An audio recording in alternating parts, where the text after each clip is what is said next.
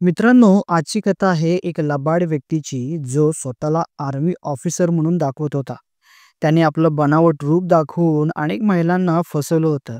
त्यांच्याशी शरीर संबंध बनवले होते आणि नंतर चोरीही केली होती आणि पुढे जाऊन मोठ्या गुन्ह्यांना अंजाम देखील दिला होता. पण शेवटी त्याचा भांडाफोड कसा झाला आणि पोलिसांनी त्याला कसं गजाआड केलं, हे सगळं आपण आज जाणून घेणार आहोत. तर चला मग या धक्कादायक केसला जरा समजून घेऊया. ही घटना आहे मुंबईतील छत्रपती शिवाजी महाराज टर्मिनल स्टेशनवरची. एक व्यक्ती हातात 2 बॅग घेऊन प्लॅटफॉर्मवरून बाहेर पडत होता. सुरुवातीला तो एक सामान्य प्रवासी वाटत होता. पण त्याच्या हालचाली सीसीटीव्हीमध्ये संशयास्पद वाटू लागल्या होत्या. याच दरम्यान वंदे भारत एक्सप्रेसमध्ये प्रवास करणाऱ्या एका प्रवाशाने रेल्वे पोलिसांकडे लॅपटॉप चोरी झाल्याची तक्रार दाखल केली. वंदे भारत एक्सप्रेससारख्या उच्चस्तरीय ट्रेनमध्ये चोरी होणं फारसं सोपं नाही. कारण प्रत्येक कोचमध्ये सीसीटीव्ही असतातच. त्यामुळे पोलिसांनी त्वरित तपास सुरू केला. वेस्टर्न रेल्वे पोलिसांच्या तपासात एक व्यक्ती संशयास्पद हालचाली करत असल्याचं जाणवलं. त्या व्यक्तीचं नाव होतं आदित्य शेखावत. सीसीटीव्ही फुटेज पाहून पोलिसांना समजलं की आदित्य नेमक्या कोणत्या सीटवर बसला होता. त्याने तात्काळ त्या सीटचा रिझर्वेशन डेटा तपासला आणि त्याचा मोबाईल नंबर मिळवला. पोलिसांनी त्याला कॉल केला आणि त्याचा आवाज ऐकून तो सावध झाला. आदित्य म्हणाला, "ओह, हा लॅपटॉप चुकून माझ्याकडे आलाय. मी तो परत करायला येतो." ही प्रतिक्रिया पोलिसांना संशयास्पद वाटली. कारण जर काही चूक घडलं तर माणूस स्वतःहून फोन करून कळवतो.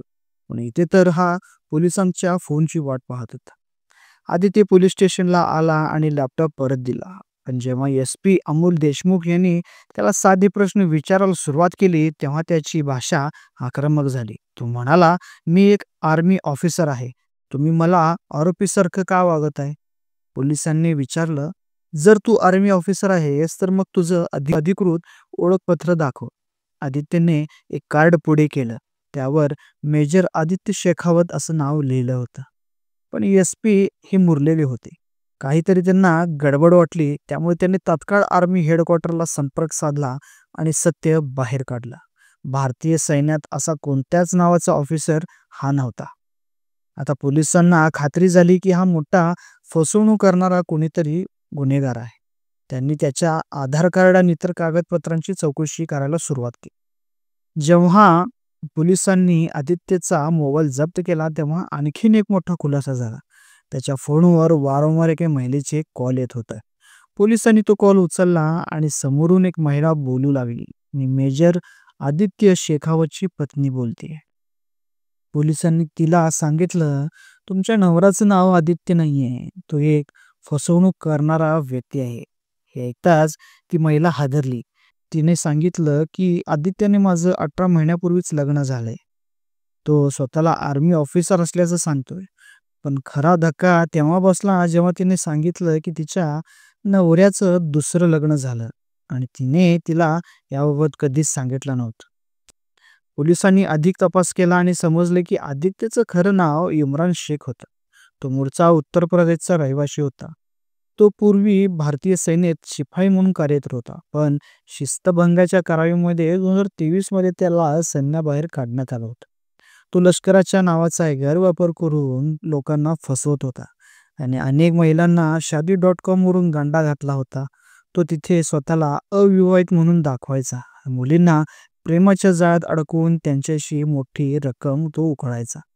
पोलिसांना त्यांच्या मोबाईलमध्ये 30हून अधिक मुलींचे नंबर, फोटोज सापडले. त्यात त्याने त्यांच्याशी शरीर संबंध प्रस्थापित केल्याचेही समजले आणि 10 मुलीहून अधिक मुलींनी त्याच्यावर फसवणुकीचा गुन्हाही वेगवेगळ्या पोलीस स्टेशनमध्ये दाखल केला होता.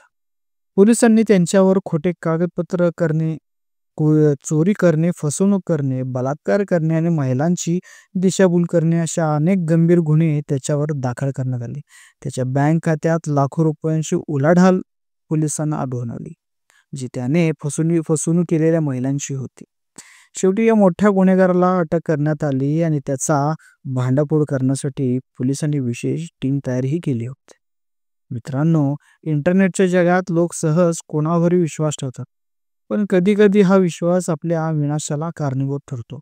मित्रांनो, आपण कोणती खबरदारी घेतली पाहिजे? तर कोणत्याही व्यक्तीच्या बोलण्यावर सहज विश्वास ठेवू नका.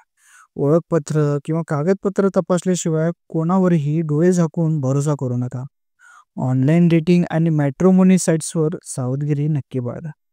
ही स्टोरी तुमच्यासाठी एक धडा आहे.